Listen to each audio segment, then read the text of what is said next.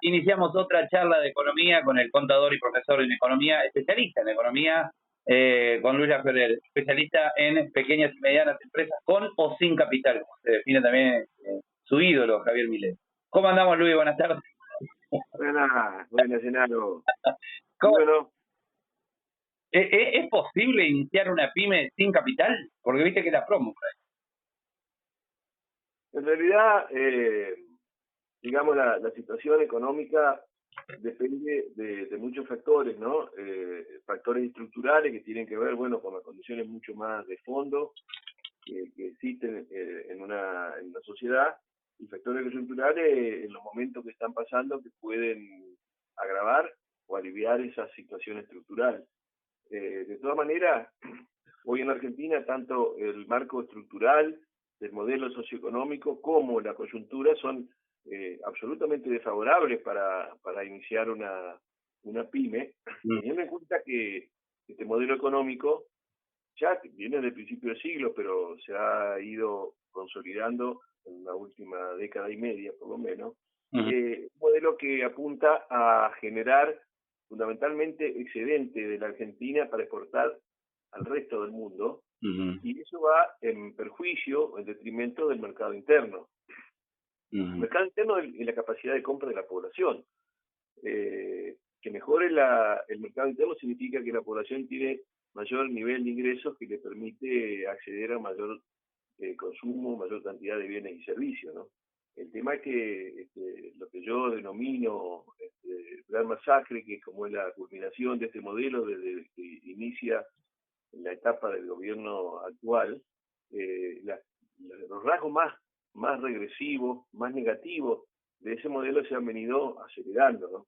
Entonces, la política aplicada, junto con la dinámica del modelo, lo que ha hecho es concentrar, por un lado, la mayor parte de la riqueza generada en un núcleo muy reducido de grandes corporaciones y de capital financiero, en detrimento, es decir, todo lo que se gana por más, ¿no es cierto?, del lado de esa minoría, va en detrimento de los ingresos de la gran mayoría. Claro. Y eso se ve en una serie de datos estadísticos. Yo lo que por ahí quería señalar era como, para dar dos ejemplos, ¿no? Dos caras de la misma moneda, ¿no? La misma moneda es el plan masacre, esto que yo llamo un plan deliberado que apunta a masacrar, entre otras cosas, a la sociedad en su conjunto, a la gran mayoría, ¿no?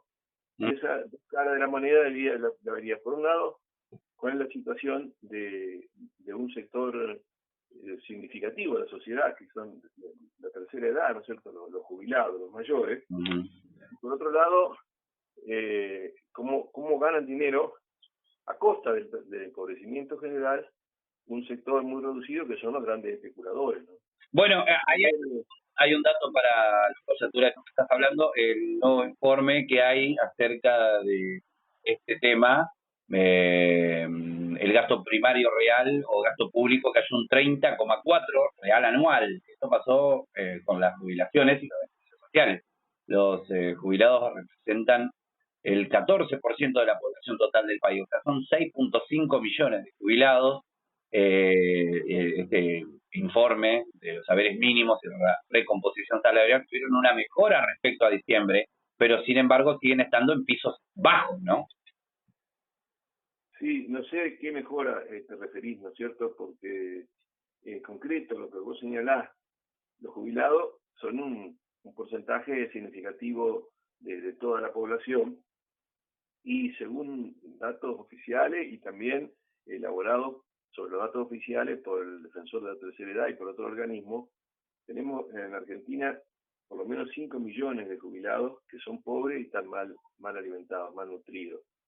5 millones de jubilados que están en una época, de un momento de su vida donde son más vulnerables y no pueden generar sus propios recursos, por más que quisieran, ¿no es cierto?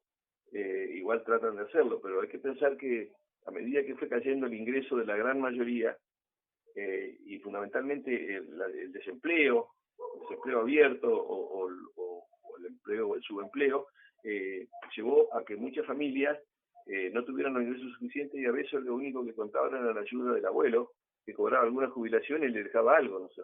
Claro. Lo que yo decía que el aumento es, según los datos que me cerró acá la página que está viendo acá, perdón, las jubilaciones van a aumentar 4,03 el anuncio de parte del gobierno en el mes de septiembre, o sea, este mes en línea con la inflación de julio.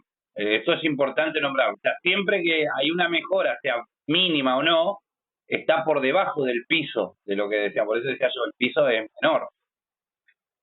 Claro, tenemos que ver, como vos a veces señalás, ¿no es cierto?, no una foto, sino toda la película. Si nosotros tomamos los 7 primeros meses del año actual, o sea, del 2024, y lo comparamos con el ingreso que tenían los jubilados en los 7 primeros meses del año 23, que no era el mejor, ni mucho menos, porque tiene que hacer como hace muchos años, Sí. la caída se acentuó en casi un 30%, o sea, cayó más todavía en estos 7 meses claro, en relación al año pasado, es más de un 30%, o sea, claro. casi de lo que reciben los jubilados lo perdieron. O En un sea, momento donde más necesitan alimentarse bien, abrigarse bien y tener un sistema de salud que les cubra básicamente lo mínimo. Claro, arrancaban con un piso, creo que siempre eran 160.000, ahora están por arriba de los 130.000 con esta suba sumada del 4,03, pero aún así, 234.540,23 de los jubilados,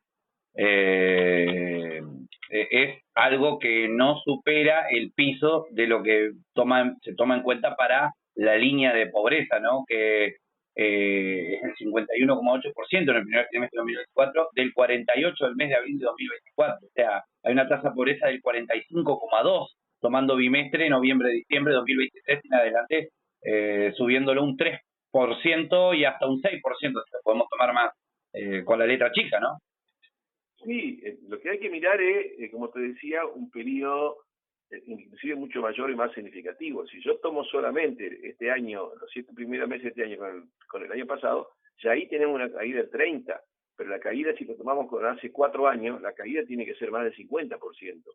O sea, todo lo que prometió de ajustar a la casta el presidente, en realidad parece que la casta son en parte, ¿no es cierto?, los jubilados, porque han sido los más afectados por los ajustes que ha hecho. En un momento donde necesitan, y además esto es absolutamente ilegal y criminal, es decir, no sé, podemos fundamentar cada uno de los adjetivos, ¿no es cierto? Sí. Es ilegal porque el jubilado fue aportando a lo largo de toda su vida laboral con justamente el objetivo y con leyes que lo obligaban a aportar porque le iban a reconocer un derecho que según la Constitución no debería ser menos de un 80% de sus haberes como persona activa. Pero resulta que en este momento estarán entre un 30 y un 40% de eso. O sea que se está violando la ley porque le sacan derechos que son adquiridos durante toda su vida. Es decir, esto es ilegal y es ilegítimo, pero además es criminal, porque le están anticipando la muerte, ¿no es cierto? Y si de pronto esto que genera una vergüenza tan brutal lleva a que los propios legisladores que están vendidos o mejor dicho, comprados por este gobierno para hacer lo que el gobierno desea, han sancionado una ley que intenta recomponer en partecita, por lo menos, algo de lo que han perdido, ¿no? Es decir, eso que perdieron cuando se hizo el cambio, la reforma del cálculo de jubilación, la ley esta que acaba de vetar el presidente, recomponía un 8% por la pérdida inflacionaria que han tenido los jubilados, un 8% los haberes jubilatorios desde abril. ¿Sí?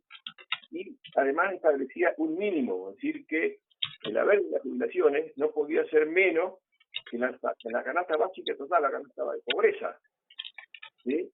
Más un 9%, que hoy le daría por lo menos una garantía de un mínimo de 308.000 pesos al haber mínimo. Y además, bueno, hoy en realidad está en 206.000, 276.000 con el bono. Es decir, que se recompondría parte de lo perdido para todos los jubilados y en especial se pondría una garantía mínima para los jubilados que perciben el mínimo haber. Y el presidente lo vetó. Y no solamente eso, sino que además, otra cosa interesante que se trataba de disponer